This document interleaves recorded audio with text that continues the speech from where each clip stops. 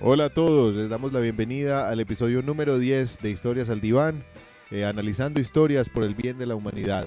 La película que vamos a analizar el día de hoy se llama Oxígeno y queremos darles la bienvenida. Nos disculpamos, hace una semana nos vimos atrapados en el vacío del espacio, no pudimos llegar hasta el diván.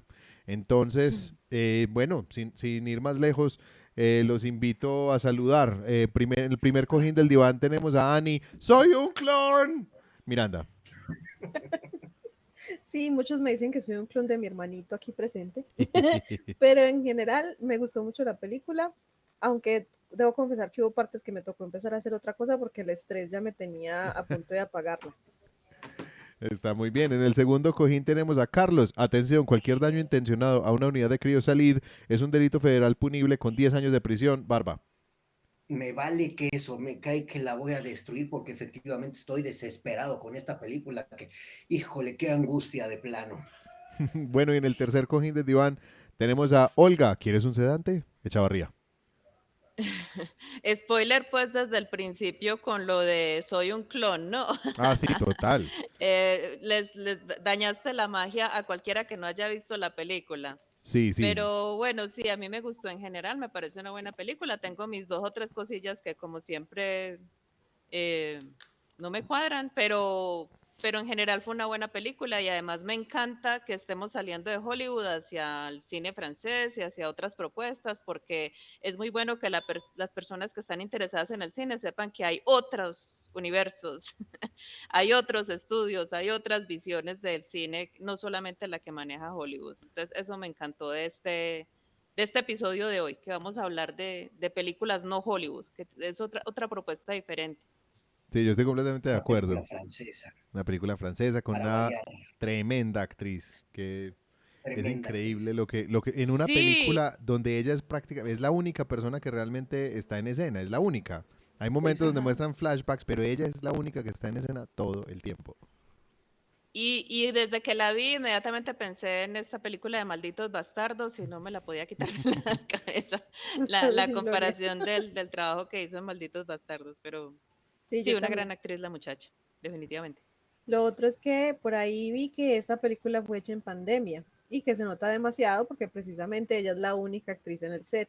Ah, pues imagínese uno en plena pandemia mirando esta película, en No, plena cuarentena, en el lockdown. y sobre una película sobre quedarse asfixiado en plena Sí, pues pandemia. sí, quedarse sin aire, estar en un espacio reducido, estar solo, Ujú. El tantas cosas virus como en común mortal. con lo que se vivió en ese tiempo. Sí, yo creo que de Ujú. entrada ahí estamos hablando una de las razones principales por la que esta película es increíblemente efectiva. Y en el momento que llega en pandemia, eso me parece que la hace más efectiva todavía, porque habla de un miedo que tenemos muy presente todos.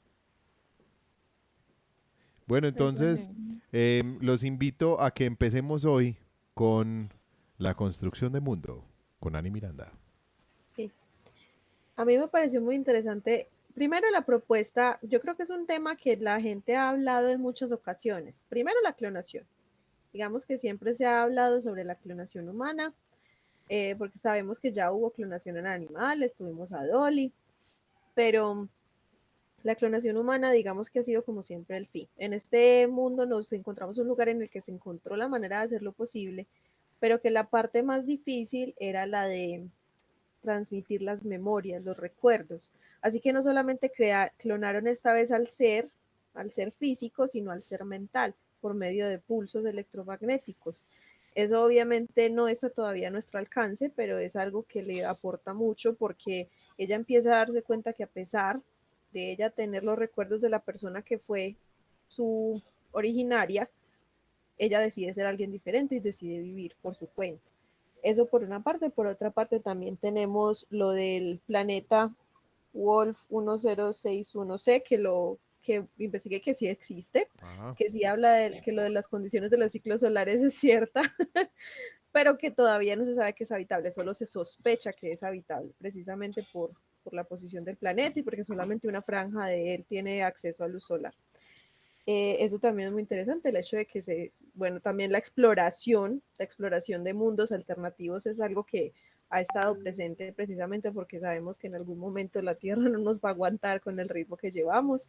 Entonces, como eran como muchas cosas que la ciencia estaba buscando por mucho tiempo, los viajes a otros planetas, la clonación, la criogenización, y lo hicieron todo en esta película.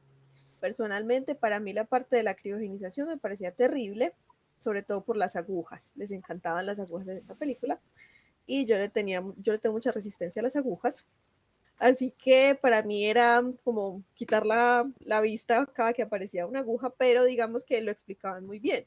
Decían por qué tenía que ir una aguja en tal parte, una aguja en tal otra, habían como 3 o 4 agujas, ya ni recuerdo.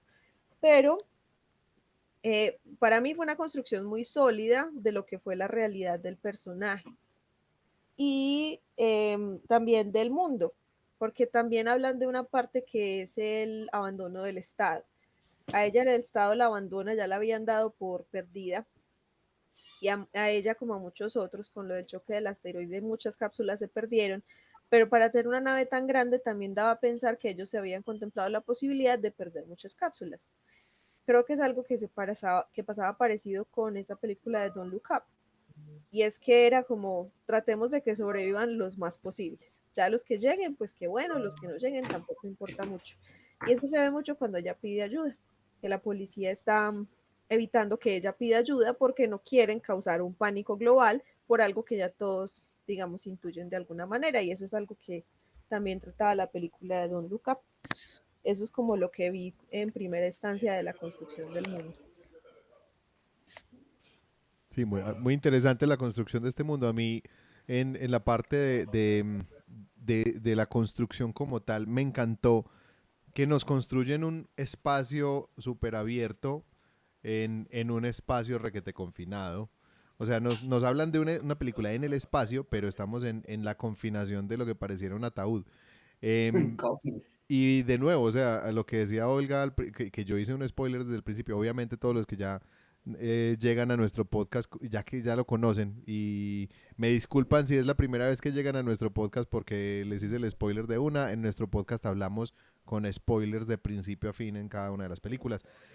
Pero precisamente ese asunto de ella encontrarse en un espacio tan confinado, me parece que hace que esta película sea más admirable aún, que logre sostener la trama de la forma como la sostiene, que logre sostener la tensión cuando realmente en términos de movimiento se le permite muy poco. Entonces, a mí me pareció increíble esta construcción y la construcción del interlocutor que ella tiene, este Milo, la inteligencia artificial de esta cápsula. El ser computarizado. Sí, no sé si alguno tiene algo más que decir con respecto a esta construcción de mundo. Yo tendría como para añadir que me parece muy hábil el director porque logró mantener la atención y logró mantener el interés del espectador, pues hablo por mí, a pesar de muy brevemente salir de esa cápsula en la que ella se encuentra. Entonces, la cápsula se convierte pues en el mundo o el universo en el que ella se está moviendo durante toda la película. Hay unos pequeños flashbacks, hay unos pequeños recuerdos, pero si uno suma lo que ella recuerda y lo que ocurre en exteriores, en otros espacios, es muy breve con relación al resto de la película. Me parece muy bien manejada la atención, no es fácil de conseguir algo así. He visto otras películas donde esto ocurre y es un fracaso, es tedioso, es lento y uno pierde el interés. En esta película no ocurre eso. Entonces, en cuanto a la construcción de mundo, cuando uno tiene que moverse en un espacio tan limitado, cuando un director tiene que desarrollar toda una historia dentro de una cápsula, me parece que ahí se prueba en realidad las habilidades narrativas que tiene, o sea, la capacidad que tiene de mantener la atención y el interés del espectador. Entonces, me parece pues una propuesta genial y muy bien manejada. Mm. Oigan, yo también quería participar en este sentido. Primero quiero hacerles un comentario que me pasó a mí al despertar del COVID. Recordarán, o bueno, para quienes no sepan, yo llegué hasta la intubación en el COVID. Me fue bastante mal, pero bueno, sobreviví. Y lo que sí me pareció fabuloso de la película es cómo plantea ese escenario de despertar. El estar intubado y después entrar a un proceso de despertar que se lleva horas. No es algo de que, ay, sí, ya despertó, muévanlo. es una imposibilidad que tienes de mover tu cuerpo, de escuchar, de ver, de oír, de sentir, de todo. Parecería que estás muerto. Es más, puedes jurar que estás muerto. Llega un momento en el cual no sabes si realmente algo existe o no. Estás en un mundo totalmente vacío, no te habla nadie. Ella tenía la gran ventaja de que le hablaba a la computadora o la inteligencia artificial. Ahora entro a ese tema. Pero llevando esto a cómo viví yo mi despertar después del proceso de intubación, híjole, es desesperante a más no poder. De verdad, la forma en que llevaron la película, la forma en que despierta la chava, en cómo se va incorporando, en cómo va cayendo en cuenta de que está viva, híjole, un proceso perfectamente ilustrado que en cuanto a construcción de mundo, de verdad, mi aplauso para la producción porque estuvo perfectamente bien logrado. Y otra cosa que quería señalar era, estando en la cápsula, estando en este ataúd, que ahora sí que literalmente una cajita chiquitita, apenas te puedes mover, como dice Olga, la forma en que presentaron la inteligencia artificial, la robótica, toda la tecnología, toda la inteligencia que hay detrás de una maquinita, simplemente una cajita de este tamaño, pero que es capaz de detectar tus emociones, tus sentimientos, tu sentir, tu pensar, vaya, todo. Lo único que no puede hacer por ti es respirar. Una forma en cómo llevaron realmente la cápsula en términos tecnológicos que digno de mencionar en este tema de construcción de mundo.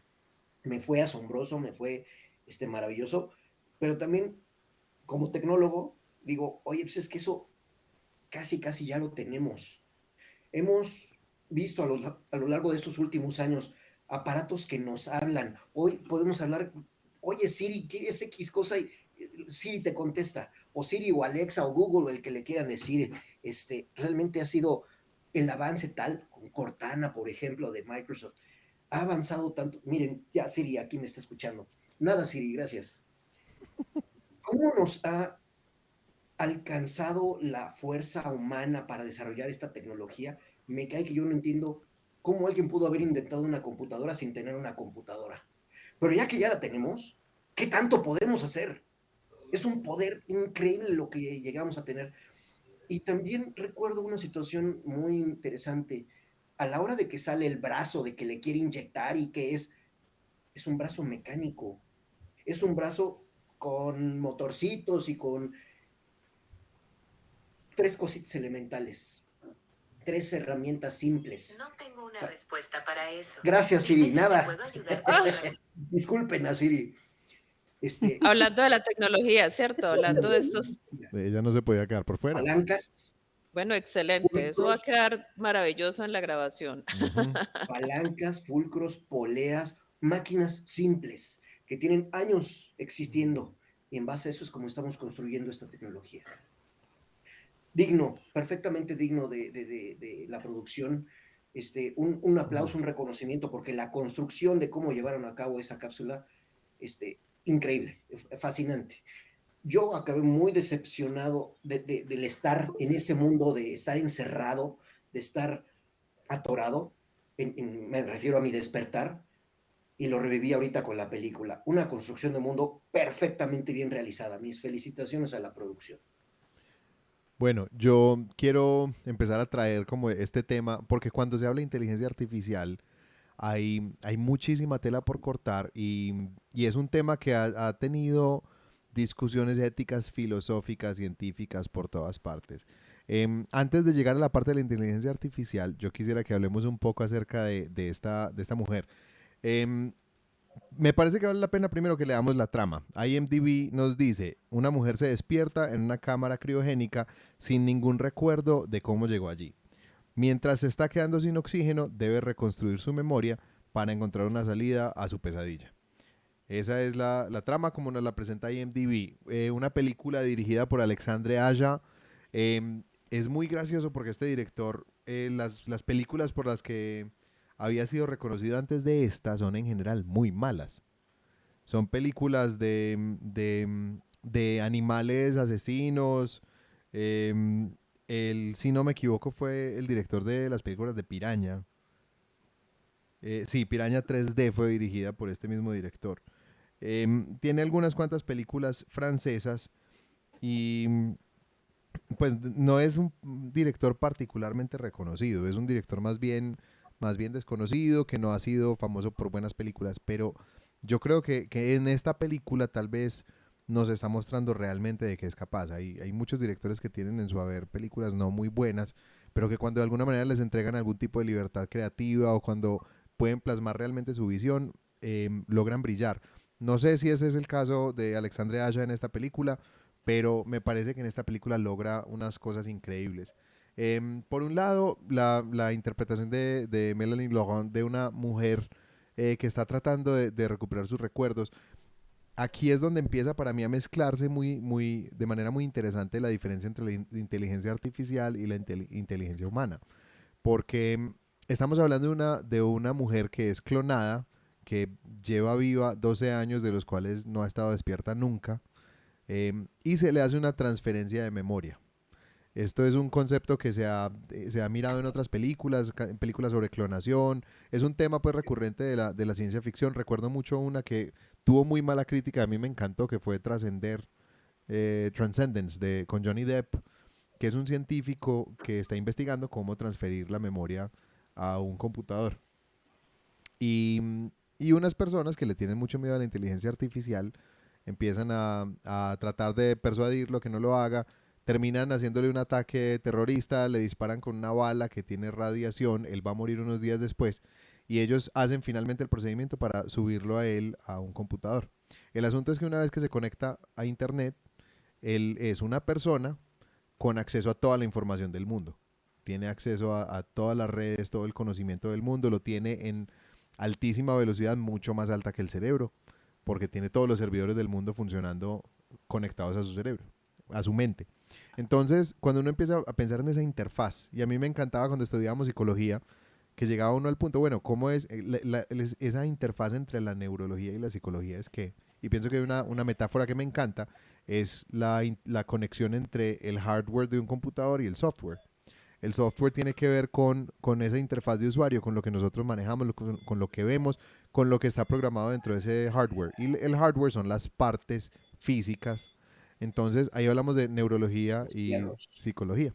Entonces, aquí estamos hablando de una interfaz que ya empezó a ocurrir. O sea, cuando miramos qué es un implante coclear, es una interfaz entre una máquina y un sistema nervioso.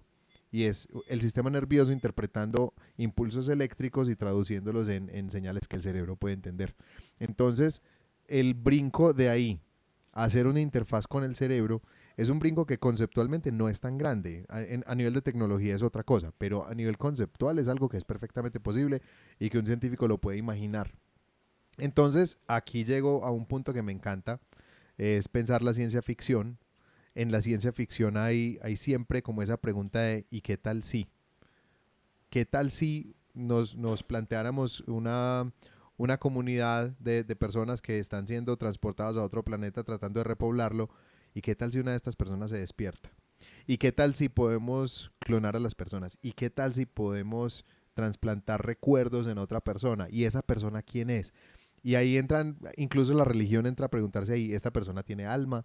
Y la filosofía empieza a preguntarse, entonces esta persona es la misma persona que estaba cuyas memorias ocurrieron en la Tierra. Y bueno, entonces digamos que la ciencia ficción siempre explora estas preguntas como con dobles propósitos. Por un lado está hacer una profecía autoprevenida, o sea, tengamos cuidado con esto que puede salirnos muy mal, que es lo que pasa con casi todas las películas de ciencia ficción. Por ejemplo, Jurassic Park es toda una película acerca de los peligros de jugar a Dios con la clonación. Eh, Pensar que tenemos la naturaleza bajo control. Y, por ejemplo, una película como Star Trek es hablar de un universo posible que nos daría esperanza. O sea, un universo donde la Tierra logró completamente la paz. Estamos unidos todos explorando el espacio. Entonces, la ciencia ficción siempre explora esas temáticas y nos lleva a escenarios posibles, alternos, futuros, donde estamos explorando la humanidad de otras maneras. Carlos ahorita mencionaba una cosa con respecto a la parte psicológica que me parece importantísima y es eso se llama el delirium. es un efecto que empieza a ocurrir tras una hospitalización muy larga, por ejemplo. Sobre todo cuando no hay ventanas, cuando no hay un reloj, cuando no hay referentes del mundo exterior. En esos Ujú. contextos las personas empiezan a confundirse y empieza a perderse la noción de qué es real y qué no. Se empieza a perder la noción del tiempo. Hay una cosa que ella hace en la película que me pareció muy inteligente. Ella me parece que es un personaje muy inteligente y me encantó cómo fue escrito y construido este personaje con la inteligencia de esta científica brillante que era en la Tierra, la conserva en este mundo. Entonces ella empieza a hablarse a sí misma para no enloquecer. Empieza a hablarse, empieza a tener conversaciones y Milo se vuelve un interlocutor que la mantiene a ella de alguna manera como sana mentalmente. Pero esa construcción de lo que le puede pasar a ella si pierde esa noción y esos referentes de tiempo, de espacio, es precisamente ese escenario del delirium. Me encantó cómo manejaron el asunto de una pequeña cicatriz que ella tiene aquí en los recuerdos cuando está en la Tierra y no la tiene cuando está en la nave. Es una pequeña como muestra de la línea de tiempo. En la serie 13 Reasons Why hacen lo mismo con una venda, con un pequeño vendaje que él tiene en la ceja para mostrar lo que pasa después del suicidio de la muchacha y no la tiene antes del suicidio. Estos son como elementos que me encantaron. La claustrofobia. Yo creo que esta es una película no apta para claustrofóbicos porque una persona claustrofóbica debe sufrir muchísimo en esta película. Me divertí mucho tratando de llevar cuenta, en algún punto me olvidó, pero llevar cuenta de cuántos conteos aparecen en esta película, cuántas cuentas regresivas. Y también me encantó que apelan mucho a las neuronas espejo, apelan mucho a que nosotros se nos active la neurona espejo, pensando en el dolor que ella va a sufrir, pensando en la asfixia, pensando en un montón de cosas. Esto fue como de los elementos psicológicos que encontré en la película, me parece que van por ahí. Y bueno, ¿qué les parece si pasamos a las narrativas y lenguajes con Olga Chavarría? Bueno, ya destaqué pues la construcción de mundo en cuanto a que es un espacio pues limitado donde se desarrolla la historia. También hay momentos donde esta científica recuerda pues su vida en la Tierra, tiene como ella pues una característica muy importante y es lo que establece la atención en primer lugar, es que cuando ella despierta no recuerda quién es, no recuerda ni siquiera cómo se llama. Entonces ya esto lo intriga a uno desde el principio. Y yo pienso que ese es un recurso narrativo muy efectivo. Desde el principio crear una intriga, o sea, que haya una pregunta sin resolver y que sea necesario mirar el desarrollo de la historia para que esa pregunta se responda. Nos monta a todos en el viaje de ella, ¿no? Sí, claro, porque todos estamos también queriendo descubrir quién es ella y por qué está allí y en realidad dónde está. Mm. Inicialmente ella piensa que está en un hospital y uno empieza a pensar, bueno, ¿por qué habrá llegado allí? ¿Y por qué ella no recuerda? Luego ella piensa, bueno, yo misma me puse aquí. También está tratando de descubrir si tiene una enfermedad, después resulta que está completamente sana. Entonces yo pienso que la manera como está construida la narrativa de la historia es muy efectiva porque se me ocurrió como la imagen de la cebolla, ¿cierto? Hay que estar quitando capas. Es como si pasáramos a través de varias etapas, la acompañamos a ella, mejor dicho, en esas etapas de descubrir quién es y por qué está allí. Y me parece una manera de contar la historia muy efectiva. Me parece que yo me ponía a pensar, pensando en las secciones pues de este podcast, una de ellas yo lo habría hecho mejor, cómo se podría haber narrado mejor y realmente no hay una manera más efectiva que la que lograron. Hay algunas cositas que yo hubiera hecho un poco diferentes. Entro un poquito en el terreno tuyo porque la música no me agradó tanto. Se pasa muy rápido por ciertos momentos que me parecen muy trascendentales y demasiado traumáticos que hubieran requerido yo creo que un desarrollo un poquito más amplio. Por ejemplo, cuando ella por fin logra visualizar el lugar en el que está y lo primero que ve es una persona destrozada porque hubo una colisión con un asteroide y algunos cuerpos se salieron de sus cápsulas de criogenia. Entonces, yo pienso que era un momento tan fuerte, tan impactante, que una persona que, o sea, incluso con toda su mente completa de científica, ¿cierto? No con los restos que según estas teorías de la clonación tendría, aunque ahí se habla pues de una transferencia como de conciencia, ahí se habla de por qué O sea, uno empieza a explicarse, bueno, ahora entiendo por qué ella tiene todos esos conocimientos sin ser la científica en sí misma, porque la misma científica está explicando pues en sus conferencias que hay una transferencia pues de pensamiento y toda esa cosa. Entonces, me parece que pasaron muy rápido. Bueno, me estoy adelantando a las secciones, pero en general me pareció muy bien contada la historia, unos recursos narrativos muy buenos, por ejemplo, ese, plantear una pregunta, crear la intriga, no dar la respuesta de sopetón, sino irle descubriendo a uno poco a poco, ir despejando esa neblina poco a poco mediante recursos también muy buenos, porque todo no fue flashback, Mm. sino que hubo cosas que ella consultó en internet o bueno, o en intranet porque están demasiado lejos de la Tierra, pues. Eh, cosas que ella consulta, otras cosas ella las recuerda, otras cosas, ella tiene que inducirse ese estado de conciencia alterado para que vengan los recuerdos mediante choques eléctricos. Eso también es muy bueno, porque si todo fueran flashbacks, se hubiera vuelto aburrido y hubiera Sí. sido, pues hubiera generado un montón de preguntas. Pero hay diferentes momentos en los que ella echa mano de diferentes recursos para entender el lugar en el que se encuentra, la situación en la que está y cómo ella puede sobrevivir. Y tocando tris, un pelín, la sección de Carlos, eh, la pulsión de sobrevivencia, o sea, Mm. cómo uno se aferra a la vida con uñas y dientes y cómo el cerebro, que también es algo que todas las personas que han estado en una situación de vida o muerte descubren, eh, busca la manera de sobrevivir, de salir de la situación en la que está. Para terminar, por ejemplo, me acordaba de mi papá, de mi padre, que estuvo en alguna ocasión en una situación de peligro y el golpe de adrenalina fue tan fuerte que se brincó un muro de más de 2 metros, como 2 metros y medio. Fue capaz de escalarlo, él después decía, no sé cómo subí y pasé al otro lado, sino que el deseo de sobrevivir, ¿cierto? Tengo que escapar de aquí ya. El cuerpo hace cosas increíbles. Bueno, el cuerpo y la mente, la conjunción de los dos hacen este tipo de cosas increíbles. Yo quería agregar algo, ay, perdón, yo quería agregar algo con respecto a la música. A mí, por el contrario, me encantó, porque la canción que él tocaba en el piano es una de mis favoritas. Y yo la anoté y todo para que no se me olvidara que era Lacrimosa. Ujú. Y me Ujú. encanta esa canción porque siempre que la ponen es como para indicar un momento que no es precisamente el más fuerte, pero que sí te genera como una sensación de melancolía.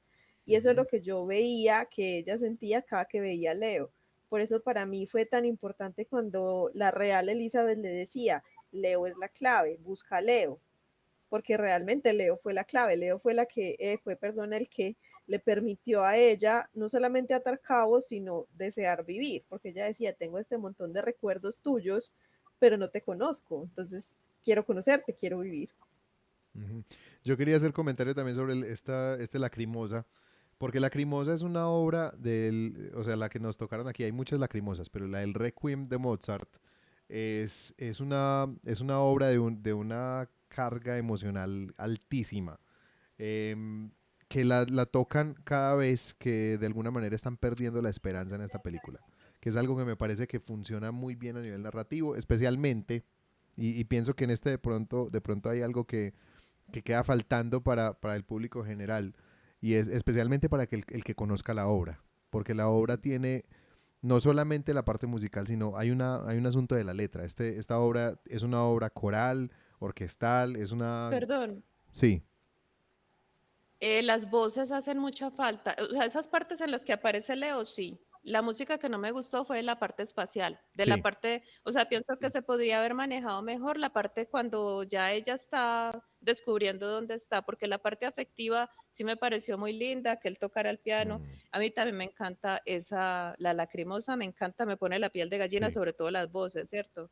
Porque es una cosa como entre triste y, de hecho, eso es una misa, si no estoy mal, una misa que le encargaron a Mozart Sí, y esta es la parte del para una Requiem. difunta, para una difunta. Es que les Entonces, quiero sí, esa leer parte, la letra de Lacrimosa, la traducción al español, porque esta obra Lacrimosa, o sea, estoy de acuerdo contigo, Olga, porque pienso que además de esta canción, he estado teniendo muchas dificultades para recordar qué más música hubo, cosa que me parece que le dice a uno que es una música que es bastante olvidable. Entonces no estoy de acuerdo, el resto de la música no funciona igual de bien. Pero cuando llegan a Lacrimosa son momentos muy dramáticos. La letra de Lacrimosa dice esto: día de lágrimas, aquel día que se elevará de las cenizas el hombre para ser juzgado como reo.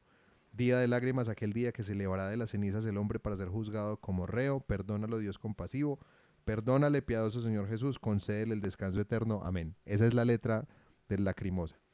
Y esa letra de Lacrimosa aparece cuando ella está perdiendo la esperanza, cuando Leo está enfermo y a punto de morir, y una vez más al final cuando ella decide aceptar su muerte, se acuesta sabiendo que ya queda menos del 1%. Y en ese momento ella tiene como ese puff, ese momento de lucidez donde recuerda que le puede pedir a Milo conectar todo el oxígeno de las demás cámaras a la suya. Y ahí es donde ella logra sobrevivir. Pero ese Lacrimosa para mí sí fue un punto muy especial. El resto de la película, completamente de acuerdo, hace falta algo más en la música. Vamos entonces con Carlos. Yo me quedo con mucho que decir acerca de la música, pero prefiero que lo toquemos al ratito en la sección de qué habríamos hecho diferente. Voy a primero tomar un tema de Olga, y es que la mente nos engaña, nos juega unos juegos, híjole, brutales. Esto del delirium que decías, Rafa. Para mí ya no voy a redondar en este tema, pero sí, es increíble cómo nos engaña la mente. Llega un momento en que no sabes qué onda. Para mí esta película tiene un planteamiento brutal. Muchachos, se va a acabar la raza humana. Ahí le dicen que en 2 generaciones, pero independiente de cuántas sean, se va a acabar la raza humana. ¿Qué vamos a hacer? ¿Le dedicamos más a los clones o mejor nos dedicamos a la guerra de Ucrania? Es un momento además muy difícil en la humanidad porque, caray, ¿qué es lo que nos mantiene vivos? Otra cosa que estaba señalando Olga. ¿Ella por qué decide vivir? Hay una respuesta elemental: Leo, ¿no? Leo es la representación del amor, es lo que realmente mantiene vivo a un ser humano. Por ahí existe un libro brutal que todo el mundo debería leer, que es El hombre en busca de sentido, de Viktor Frankl. Él tiene un planteamiento diferente y coincido totalmente con Viktor Frankl. Para mí ese planteamiento es todavía más importante que el amor, que es cuál es tu sentido de vida.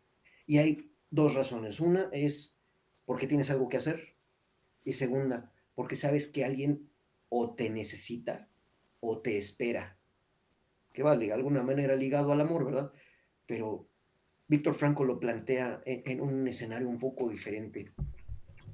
Yo creo que esta película es una oda acerca del espíritu de la supervivencia humana. No se trataba de ir a colonizar un planeta así nada más porque sí, sino que había un propósito específico, que era el de preservar la especie humana.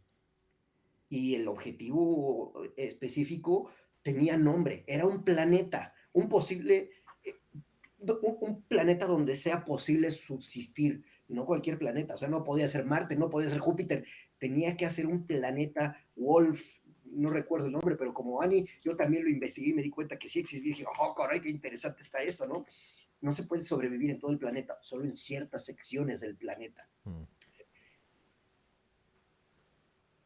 Pregunta importantísima. Ya, perdón, otro tema que ya saben que me gusta, hacer las preguntas.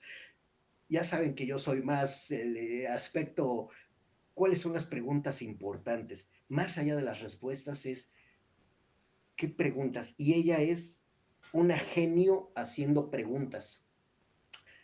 Su pregunta constante es, ¿qué más podemos hacer para garantizar nuestro bienestar, nuestra supervivencia? Es una película que todo el tiempo se plantea esa pregunta, pero es la película que todo el tiempo nos planteamos nosotros los seres humanos. ¿Qué más podemos hacer? ¿Qué más podemos dar y aportar para la supervivencia de nosotros y de los que vienen? Que no es un tema menor.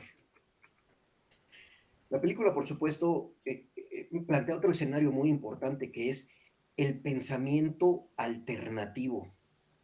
¿Hay alguien más al lado que está haciendo lo mismo? ¿Qué está pensando esa otra persona? ¿Qué está pensando Leo en el caso de la película, no? ¿Qué está pensando la científica? ese pensamiento alternativo es otra cosa que todos llevamos a nuestra vida, que a veces no lo reflexionamos, a veces no lo llevamos a nuestra vida práctica, pero todo el tiempo lo estamos pensando. Alternativo significa qué otras opciones tenemos, qué otras alternativas, qué otras carreteras podemos circular. La película obviamente muestra lo importante que son los recuerdos, y no por el hecho de hacernos felices, sino por permitirnos realizar conexiones, correlaciones, una cosa ligarla con otra, para de ahí poder hilar las cosas y poder entonces generar nuevo conocimiento de pensamiento alternativo. Una película de muchísima reflexión, una película que yo creo que más que de ciencia ficción, yo la clasificaría como una película existencialista, que plantea primero que nada la razón de existir, la razón para subsistir. Estamos programados para subsistir. Esa es nuestra única realidad. Y la razón principal de que esta película plantea es un poco el planteamiento del hombre en busca de sentido de Viktor Frankl. No nos suicidamos porque sabemos que alguien más nos espera y nos necesita. Yo me quedo todavía con una pregunta. Oigan, ¿y si nosotros fuéramos los marcianos y no los terrícolas? Es decir, que hubiéramos llegado de algún otro planeta enviados en cámaras criogénicas tipo Superman para colonizar este planeta desde cero. Obviamente nos llevaría milenios. Nos ha llevado milenios, al igual que desarrollar nuestra tecnología. Una escoba, por ejemplo, es una tremenda tecnología y no saben cuánta tecnología hay en una escoba y no saben cuántos años nos llevó desarrollar la tecnología de la escoba. ¿Por qué? Porque hemos aprendido a desarrollar ese pensamiento alternativo, de esas conexiones, de esos recuerdos que dicen, oye, es que mira, si juntas una cosa que está así con un palo, ¡puf!, tienes una herramienta tecnológica brutal. Una película para reflexionar muchísimo, a mí me fascinó, sí me tuvo en una angustia tremenda al principio, de un estrés, ya quiero salir de aquí, ¿no? Me urge salir de esta cajita, me urge despertar de este sueño que fue la intubación, y no sé si estoy vivo o estoy muerto. Una película muy recomendable, de muchas lecciones de vida, de mucho pensar, de muchas conexiones. Abro la discusión, muchachos. Yo solo quiero agregar una frase de Viktor Frankl en el libro de El hombre en busca de sentido. Pues la historia de él es una historia en el Holocausto, o sea, él es sobreviviente del Holocausto y allá se le reveló, digamos, como todo el principio de lo que fue después la psicología humanista y es precisamente la búsqueda del sentido de vida. Cuando una persona cae en depresión, una de las primeras ideas es ayudarles a construir un proyecto de vida, un sentido. Y él decía una frase y en ese libro que a mí se me ha quedado clavada desde hace muchos años, desde que leímos el libro en la Facultad de Psicología. Y él decía, cuando alguien tiene un porqué, puede soportar casi cualquier cómo. Así es. Uh-huh. Eso era todo. ¿Alguien más quiere agregar algo en esta parte? Olga.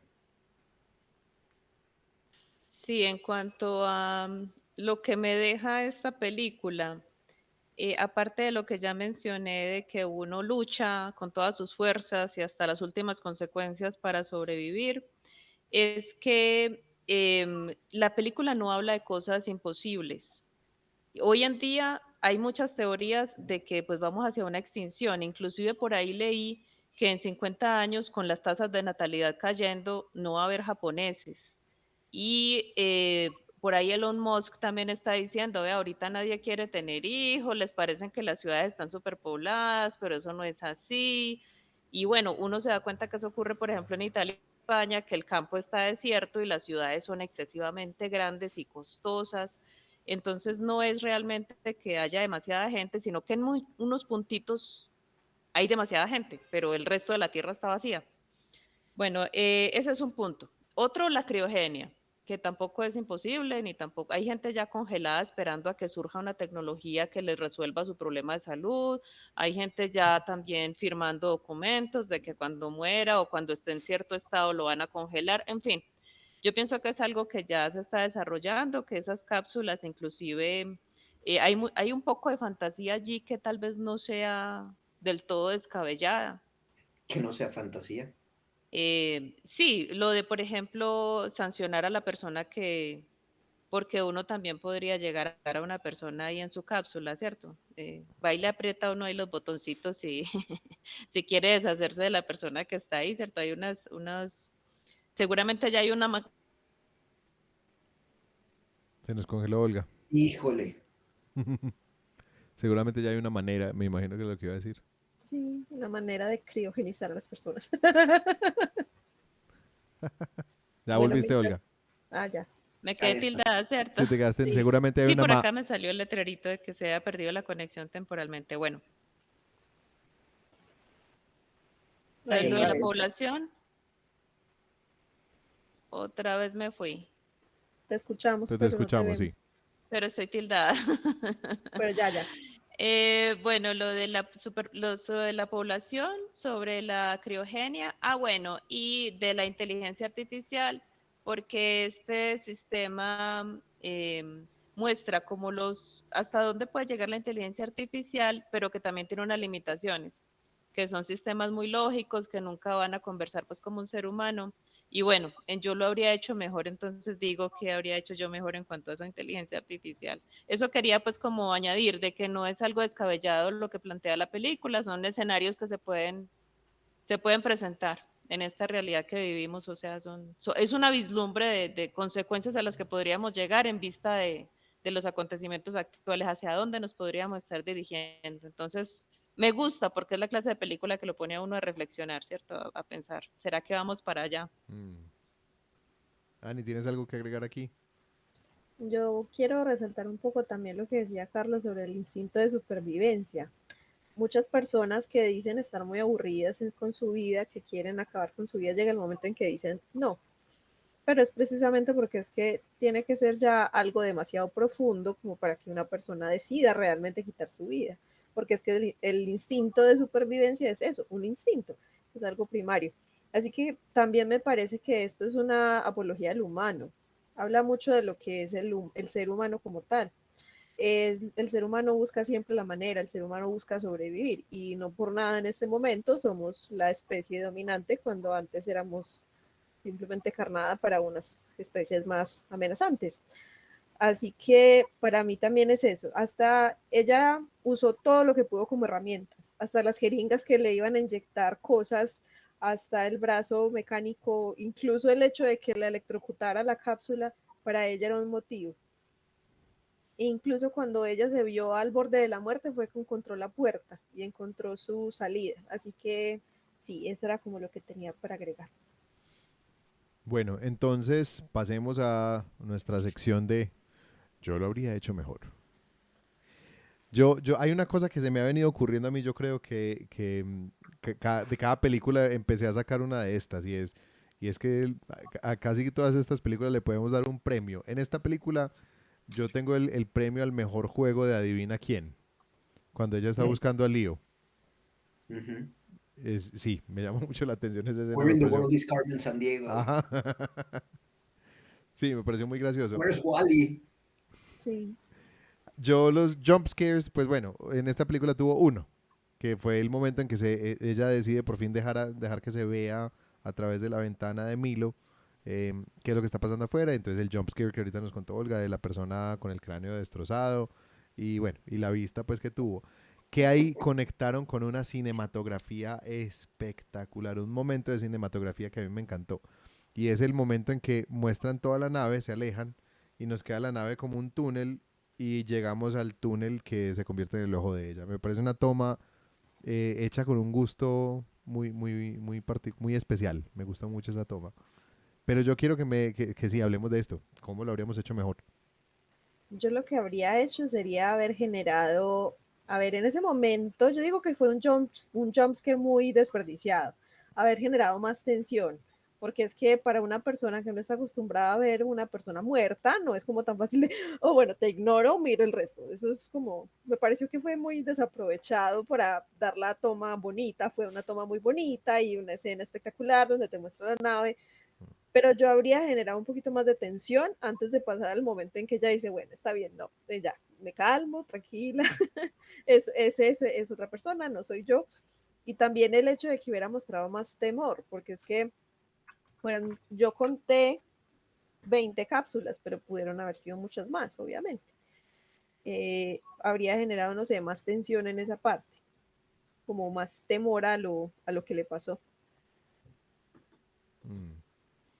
Yo no le encuentro sentido al jump scare, yo lo habría quitado totalmente de la escena. No venía al caso, francamente no tenía nada que ver. Tampoco me pareció el que ella estuviera fumando.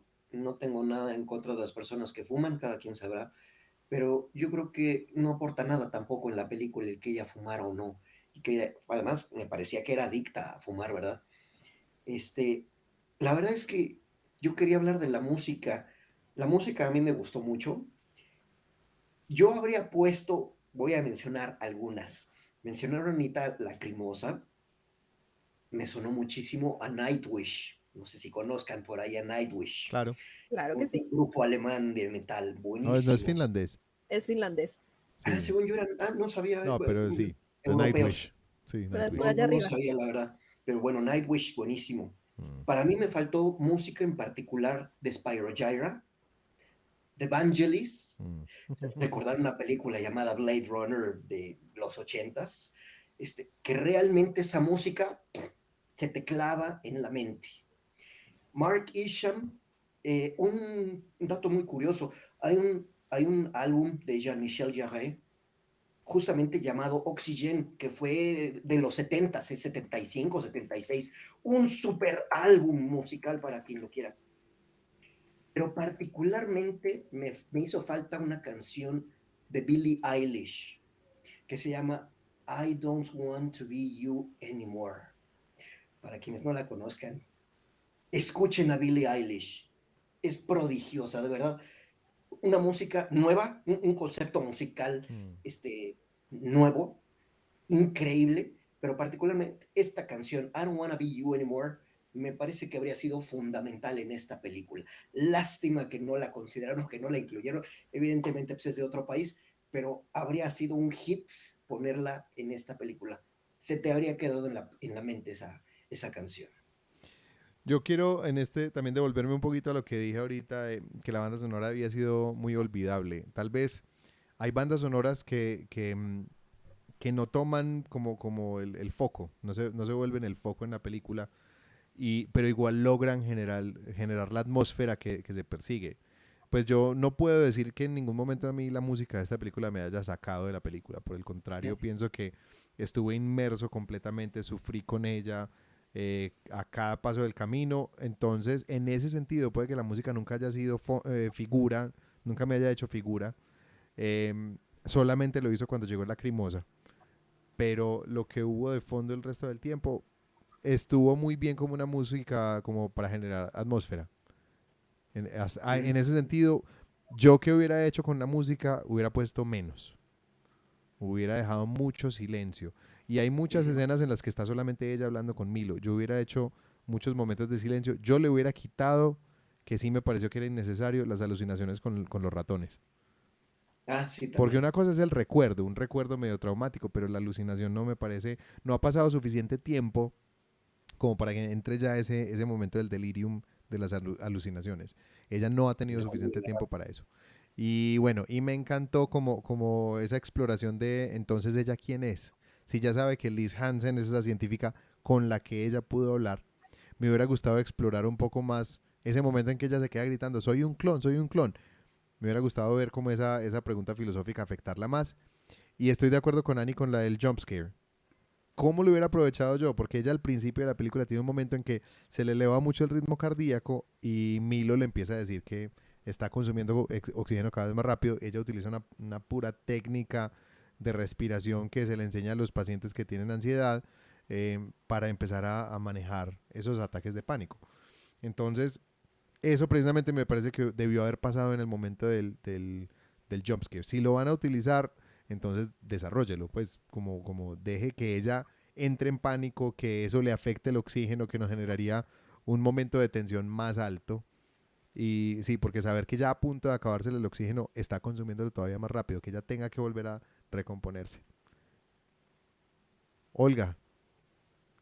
Bueno, yo tuve tres elementos de la película que no me agradaron, o no que no me agradaron, sino que yo pensé yo lo habría hecho mejor o yo lo habría hecho diferente. En cuanto a los ratones, yo hubiera dado una explicación del por qué. No lo hubiera quitado, pero yo hubiera mostrado que tal vez para ella como científica era duro maltratar a un ser vivo.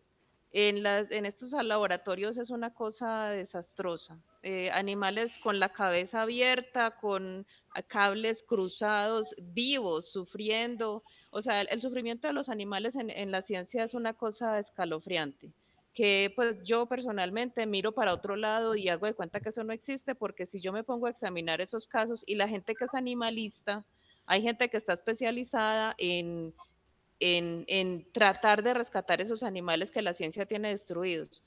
Entonces yo hubiera incluido la razón por la cual las ratas eran un asunto tan problemático, porque ella mostraba ratas deformes. Seguramente en el proceso de clonación que ellos desarrollaron, pues sometieron a este proceso a muchas ratas, la cosa salió mal muchas veces, y yo pienso que es la referencia a eso lo que continuamente ella está recordando, unas ratas por allá todas deformes y tal vez es el cargo de conciencia, el sentimiento de culpa, lo que la lleva a alucinar con las ratas, pero yo hubiera tratado como de explicar un poquito más y no era muy largo, pues una o dos escenas en las que ella dijera, no, esta rata, ¿cierto?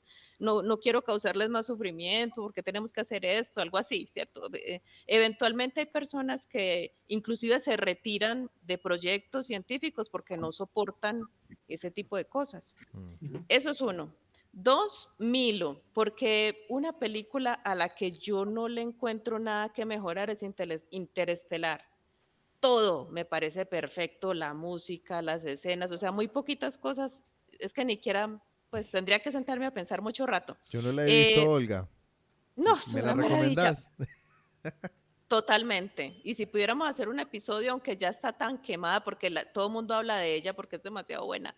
Bueno, en todo caso, esa película, por ejemplo, tiene una inteligencia artificial encantadora. Yo terminé enamorada de ese robot, porque es un robot que maneja humor.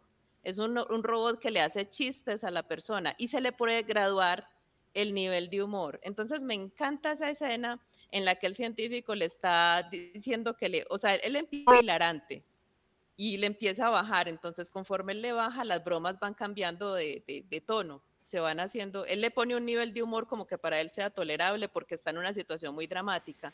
Me faltó eso en Milo, algún elemento particular en esa inteligencia artificial que lo hiciera uno como empatizar con ella, como sentir que hay una conexión, porque están en una situación de una tensión tan fuerte y ese es el único contacto que ella tiene, la única fuente de respuestas, la única interacción realmente en 12 años que lleva ella en una cápsula de criogenia, que yo pienso que también está desaprovechado. O sea, Milo y ella deberían haber establecido durante esa interacción algún tipo de relación. A lo último, no sé, Milo alegrarse también de que ella lo logró, no sé, eso me hizo falta. Lo que logran en Interestelar con la inteligencia artificial, que logran establecer como una relación entre humanos y robots muy estrecha, de camaradería, pues una cosa que a mí me encantó, yo quedé enamorada de ese robot, inclusive a un amigo le regalaron un modelito a escala y yo, ay, yo lo quiero. Él tenía un nombre hasta muy simpático que ya se me olvidó. Bueno, y el tercer elemento es el que mencionaba Rafael, cuando ella logra visualizar la nave. Esa escena es épica, amerita una música épica. O sea, la Cierto. música tenía que haber sido una cosa, pero que así como le pasa a uno con la lacrimosa, que a uno Ujú. se le erizan todos los vellitos, la música para esa escena tenía que haber sido muy bien pensada. O sea, yo, siendo la directora de esa película, contrato a un músico profesional y le digo, mira esta escena, necesito una música, pero así arrasadora, desgarradora, que la gente se quiera abrir las venas. Sí, porque es que hay momentos en las películas así, y yo pienso que eso es un momento muy alto en la narrativa de la película, es un pico muy alto que se desaprovecha, es un piquito al que suben y bajan, Ujú. y uno dice, ya, pues eso fue todo, y ella sigue para adelante como que no hubiera visto nada. Yo hubiera, pues, inclusive pensaba yo en musiquita que se volvió muy famosa, se volvió, y fue algo así. Por ejemplo, la de Misión Imposible, que este director contrató un músico, le dijo, mira, tengo esta cosa de espías, desarróllame por favor una tonadita, un jingle para iniciar. Y esto se convirtió, ¿cierto? Eso es inconfundible, donde uno lo oye ahí mismo, piensa en acción, en detectives. Claro. Algo así hubiera buscado yo. Esos son los tres elementos que yo hubiera hecho mejor. Primero, explicar por qué la rata. Segundo, establecer una relación con Milo. Y tercero, esa escena es épica y fue desaprovechada por lo rápido que se pasó por ahí y por la música, que no fue como para ese momento, no fue, o sea, tendría que haber sido una cosa así, ¡fua! Como dice el espacio, que hay momentos en los que, Mm. ¿cierto? Yo, O Star Trek también tiene momentos en los que pasa la nave y la música es pum, pum, pum, pum, pum, y claro. la nave, esa nave es interminable y uno está ahí, algo así. Ahí que hablabas de Odisea del Espacio, hay el uso de un instrumento en particular, que yo creo que ese es el instrumento que utilizan cuando necesitan que algo suene épico, que es el timpani, el timbal sinfónico. Entonces, tum, tum, tum, tum, tum, tum. Ese timpani tiene un sonido increíble. Que ahorita que antes del episodio estábamos hablando de Carmina Burana, el timpani es Exacto. presente en todo el concierto de Carmina Burana. Yo quería volver sobre algo de lo que dijo Olga, esa reflexión sobre la inteligencia artificial, que para la ciencia ficción a mí me parece interesantísima. Porque aquí tenemos Milo, es una inteligencia artificial que no es consciente de sí misma. Y eso marca una diferencia gigantesca. Cuando una inteligencia artificial es consciente de sí misma, ya empieza a hablarse entra la pregunta de una existencia, si hay un ser, ¿cierto? Eso lo exploran súper bien en películas como Her, em, que para mí Her es una cosa Yo espectacular. Robot de Asimov. Sí, Hey, Robot. sí, y el libro, y bueno, y la película con Will Smith me parece que obviamente entra sobre ese mismo, o sea, sobre esa misma reflexión. No llega a la altura del libro, No, pero por ahí va. pero la Por, reflexión está, o sea, esta es una inteligencia artificial Ujú. que es consciente de sí misma, se pregunta si es un sujeto, o una película que a mí me encanta y de pronto en algún momento se las propongo para que la veamos, que se llama Ex Machina. Esa película también maneja ese tema de la inteligencia artificial espectacular. De hecho, se trata de aplicarle un test de Turing a una inteligencia artificial para ver si pasa la prueba. Y es un manejo increíble. Entonces, sí, con este manejo de la inteligencia artificial ha habido obviamente muchísimo desarrollo en la ciencia ficción. Matrix está parado completamente ahí, está parado en creamos una inteligencia artificial y esa inteligencia y nos gobierna. llega a un punto en que tiene que luchar por su supervivencia, porque ya se Y entiende a sí misma como una existencia. Carlos mencionó también otra película en la que eso pasa. La chica que es un androide no sabe que es un androide. Blade Runner, Blade Blade Runner. Runner. Ay, Ujú. y sí. el libro es Ve, no genial. sabía que había libro. ¿Hay Yo libro? tampoco. Es mucho Hay mejor que que la leerlo. película. Philip K. Dick. No lo Philip, dudo. Philip Philip K. K. Dick. Dick. Philip K. Dick es tremendo autor. El libro es mucho mejor que la película, Él sin también duda. es el autor de La película es buenísima. la de Minority Pero el Report. libro te va a encantar si lo Minority lees. Reports. Esa también es de Philip K. Dick. No, él ha escrito unas cosas increíbles. No sabía que tenía este libro Blade Runner. Ujú. No, Sí, Ghost buenísimo. in te lo the Shell también recomiendo. es muy bueno. Bueno, entonces en un momento vamos a decirles, vamos a hablar acerca de la película que sigue. Bueno, entonces la película que vamos a ver la próxima semana, una película que nos recomienda Olga, se llama El Faro de las Orcas, una película que suena muy interesante. Esperamos disfrutarla con todos ustedes. ¿Les parece si compartimos las redes de todos nosotros? Empecemos con Ani. Bueno, por ahora sigue siendo las mismas. Facebook como Ana Isabel Miranda Chavarría, Instagram como Aranida28, así tal cual suena. Carlos. Bueno, yo estoy disponible como Cabarsal, mi sitio cabarsal.com, Facebook Cabarsal, Twitter, Cabarsal, en Instagram, Cabarsal, y listo. Ok. Olga, cuéntanos, las tuyas. Olga Chavarría, escritora en Instagram y en TikTok y en la fanpage en Facebook también Olga Chavarría, escritora y mi sitio web olgachavarría.com. Bueno, y a mí, Rafael Miranda, me encuentran en Facebook como Rafa Miranda Escritor o con facebook.com/Miranda Historias. En Instagram me encuentran con @RafMirandaMus. A nuestro podcast lo pueden encontrar en Instagram como historias.divan. En Facebook, historias.al.divan. Nos pueden escribir al correo historiasdivan@gmail.com. Y bueno, queremos agradecerle a todas las personas que nos están mandando mensajes. Hoy Hernán Mejía, uno de nuestros escuchas, nos mandó un mensaje también, aprovechando que es su cumpleaños, le mandamos un mensaje, un abrazo. Y bueno, y los invitamos a dejarnos una reseña en los servicios de podcast. Eso ayuda a que la gente nos encuentre en YouTube, que se suscriban, que le hagan clic a la campanita para que reciban actualizaciones cada vez que subamos nuevo contenido. Y bueno, los esperamos. Recuerden suscribirse en nuestra página historiasaldivan.com. Ahí pueden encontrar los episodios antiguos, reseñas sobre nosotros y pueden encontrar también los servicios de podcast a los que pueden seguirnos. Entonces, no es más, los esperamos la próxima semana con más Historias al Diván, analizando historias por el bien de la humanidad. Un abrazo para todos y que tengan una feliz semana. Nos vemos con el faro de las Chao. orcas. Chao. Bye.